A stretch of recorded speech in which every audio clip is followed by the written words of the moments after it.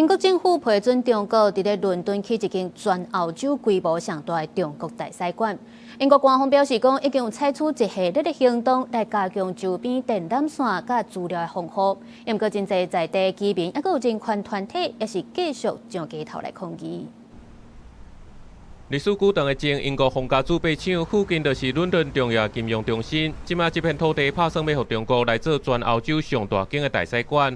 包括当地居民、国会议员、人权团体拢大声发反对。不过，英国政府有关系同意，由安全事务国务大臣贾维斯亲身去到国会说明政府的立场。We have acted to increase the resilience of cables in the area through an extensive series of measures to protect sensitive data.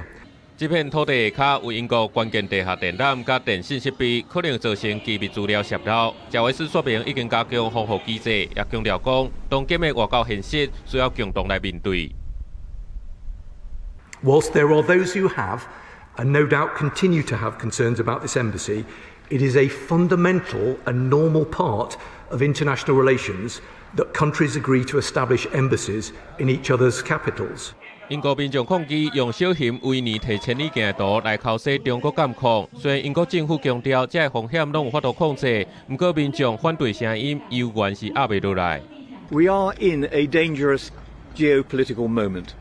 China is explicit about their desire for what they call the great rejuvenation of the Chinese nation. This site will accommodate hundreds more Chinese state employees. We know what that means. More interference, more influence operations, and more intimidations of people like me. 英国媒体指出，中国计划伫咧地下开真侪用途不明的独立房间，也互外界对这座中国驻英国超级大使馆，敢是私下咧做情报单位跨境施压，产生真侪疑问。公司新闻朱宏基、郑建光综合报道。